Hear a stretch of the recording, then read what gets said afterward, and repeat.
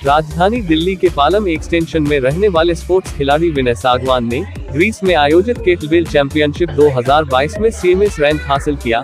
IGSF world championship में विनय सागवान ने 2 स्वर्ण पदक जीतकर भारत का नाम रोशन किया है। विनय सागवान को द्वारका विधानसभा विधायक विनय मिश्रा, कांग्रेस पार्टी से फॉर्मर स्वास्थ्य मंत्री व स्पीकर योगानंद शास्त्री के अलावा राजनीति के तमाम गलियारों के लोग ने बधाई देते हुए कहा, मंजिल उन्हीं को मिलती है जिनके सपनों में जान होती है, पंखों से कुछ नहीं होता, हौसलों से उड़ान होती है। इसका जीता जागता उदाहरण युवा खिलाड़ी विनय सागवान ने पेश किया है। इस मौके पर स्थानीय निवासियों ने विनय सागवान और उनके परिवार को बधाई दी। ग्रीस में आयोजित विश्व केटलबेल चैंपियनशिप में विनय सागवान ने 24 किलो के केटलबेल की लॉन्च साइकिल में 87 रेप्स किए और विश्व रिकॉर्ड बनाते हुए इस प्रतियोगिता में 2 स्वर्ण पदक हासिल कर देश के नाम रोशन किया। कार्यक्रम के अंतिम चरण में लोगों ने खुशी जाहिर करते हुए उनका भव्य स्वागत किया और आगामी भविष्य में अपने देश का नाम ऊंचे बुलंदियों पर पहुंचाने की मंगल कामना की। हमें पूरी उम्मीद है विनय सागवान हमारे देश का बेटा और भी कई स्वर्ण पदक अपने देश के नाम अर्पित जरूर करेगा। आइए देखते हमारे सिटी एक्सप्रेस न्यूज के संवाददाता मारीदास की एक खास रिपोर्ट। जी, इसे बोलते हैं केटलबेल स्पोर्ट। ये एक रशियन स्पोर्ट है और मुझे बहुत गर्व है कि मैं हिंदुस्तान का पहला ऐसा खिलाड़ी हूँ जिसने अपने इवेंट में अपनी वेट क्लास में गोल्ड मेडल लिया है और एक रैंक प्राप्त करी है जो best possible, highest possible available rank थी, CMS candidate of master of sport. और उसके लिए बहुत गर्व महसूस करता हूँ मैं मेरे माँ बाप के आशीर्वाद से, मेरे क्षेत्र के लोगों के, मेरे बड़ों के आशीर्वाद से ये मुमकिन हो पाया है। ये इसके बीच था, ये गेम था 8 से 10 कंट्रीज ने पार्टिसिपेट किया था। अक्सर 15 से 16, 18, 20 कंट्री भी पार्टिसिपेट करती हैं, लेकिन आजकल के हालात ऐसे हैं, यूक्रेन वॉर के चलते हुए बहुत सारे लोग शो अप नहीं कर पाए, लेकिन 8 से 10 कंट्रीज़ थी। वर्ल्ड चैम्पियनशिप थी, 30वां इनकी 30th एनिवर्सरी थी। IGSF इंटरनेशनल गिरोह स्पोर्ट्स फेडरेशन। थोड़ा सा इस फेडरेशन के बारे में बता दूं मैं, ये पहली ऐसी फेडरेशन है जिसने केटलबेल वर्ल्ड चैंपियनशिप की शुरुआत करी थी 1992 में। अच्छा, ये बताइए कितने?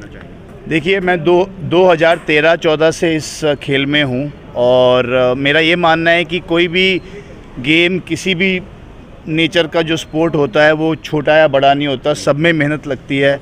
अगर आप देखें, चाहे वो ट्रैक एंड फील्ड इवेंट है, चाहे कबड्डी है, चाहे रेसलिंग है, चाहे केटलबेल स्पोर्ट है, अगर आपके अंदर एक वो मेंटल स्ट्रेंथ और जज्बा नहीं होएगा तो आप नहीं कर पाएंगे।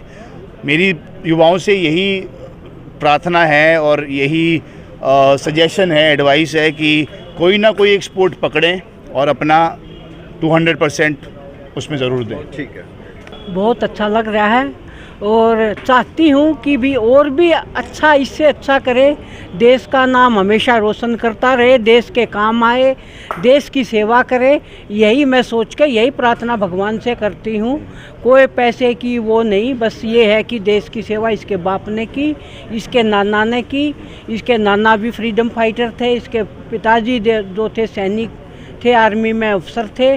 और मैं चाहती हूँ कि मेरा बेटा भी इसी तरह, अपने नाना की तरह, अपने बाप की तरह देश के लिए काम करे, उसकी नाम करे देश का, अपने देश का, उसके लिए काम करे, उसकी सेवा करे। यही मेरी सोच है। देखिए, ये अंतर्राष्ट्रीय जगत में कई जगह से मेडल लेकर के आए और सौभाग्य की बात यह है कि गोल्ड मेडल इनको मिले हैं लगातार। खेल ये बहुत पुराना नहीं है, लेकिन आने वाले समय में ये अंतर्राष्ट्रीय स्तर पर इसकी मान्यता हो जाएगी और बेटे ने बहुत मेहनत की है। आप सबके आशीर्वाद से ये और भी आगे बढ़ेंगे और मान्यता होगी। हमारे क्षेत्र में बहुत गौरव की बात है, पहले भी ले आए हैं ये और उसके बाद दोबारा ले आए हैं। इसमें बच्चे रुचि नहीं लेते थे, अब रुचि लेने शुरू की है। बस देख के बच्चों ने इनके कि भाई ये जो है ये खेल में ले आए थे, ये लोग आगे बढ़ने लगे हैं। बच्चे कुछ पहले पता ही नहीं था किसी को इस खेल के बारे में, हमें ज्ञान ही नहीं था। आपको लगता है बाकी लोगों को भी इनसे सीखने की कोशिश कर रहे हैं लड़के, क्योंकि दूसरे गेमों में ज़्यादा जाते थे, इसका ज्ञान ही नहीं था ना किसी को। नेचर की बात करें, नेचर कैसा था जब छोटे थे? तो बहुत पुराने हैं। नेचर इनका बिल्कुल ठीक था। बेटा बहुत मेहनती रहा है, स्कूल टाइम से मेहनती था, अब भी बहुत मेहनत कर रहे हैं और बच्चों को आगे बहुत तैयार करने लग रहे हैं।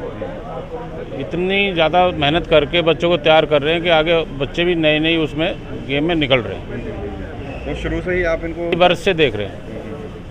पहले से ही इंटरेस्ट था कि स्पोर्ट्स में जाना है और देश का नाम? बहुत अच्छे स्कूल में पढ़े हैं ये से इधर अपना सेंट मार्किन था, कौन सा था, हाँ उसमें पढ़े हैं और बहुत मेहनती बच्चा रहा है ये। सबसे पहले तो मैं आप सबका, जितने लोग यहाँ आए और मीडिया वाले, इनका धन्यवाद करता हूँ। जहाँ तक स्पोर्ट्स का सवाल है, मैं खुद स्पोर्ट्समैन रहा हूँ। मैंने NIS पटियाला किया है। 1965 में मैंने जो है कोच का ट्रेनिंग किया था। लेकिन ये गेम जो था, जो इस लड़के ने पकड़ा, ये हमारे लिए बहुत नया था। बहुत टफ गेम है। हाथों में जो है जैसे हल चलाने वाले होते हैं, उनके भी छाले नहीं होते इतने जितने इसके हो जाते हैं। मैंने अपनी ज़िंदगी में जितना पानी पिया ना, इतना इसमें पसीना बहा दिया। इतनी मेहनत करनी पड़ती है। अब आगे की क्या उम्मीद कर रहे हैं? आगे उम्मीद ये है बच्चे सीखें इनसे, इससे प्रेरणा लें, ये सिखाए बच्चों को, इस गेम को आगे बढ़ाए। क्योंकि वर्ल्ड में ये आगे बढ़ने वाला गेम है, ताकत का गेम है। ऐसे नहीं है कि कोई भी कर लेगा इसको। बगैर ताकत के, बगैर पसीने बहाए के गेम चलेगा नहीं, क्योंकि लोहे से खेलना है। अभी 24 किलो के दोनों हाथों में वेट, और उसके रैप करने पड़ते हैं, उठाना पड़ता है उसको 10 मिनट में। अगर 75 करता है ये तो वर्ल्ड रिकॉर्ड बनता है इसका। लेकिन 88 किया इसने, उससे भी ऊपर कर दिया। वर्ल्ड स्पोर्ट्स का जो सर्टिफिकेट मिलता है पूरे वर्ल्ड में खिलाड़ियों को, वो इसने हासिल किया है। तो कोई मामूली बात नहीं। हमारे एम्बेसडर जो थे, उन्होंने इसको बहुत धन्यवाद दिया और उन्होंने कहा कि मैंने देखा तेरा गेम, तो एक मशीन की तरह काम कर रहा। तो बहुत अच्छा लगा आप लोग आए और ये मैसेज पास करें बच्चों को और मेहनत करने वाले लोगों को। मैं एक सैनिक रहा हूँ।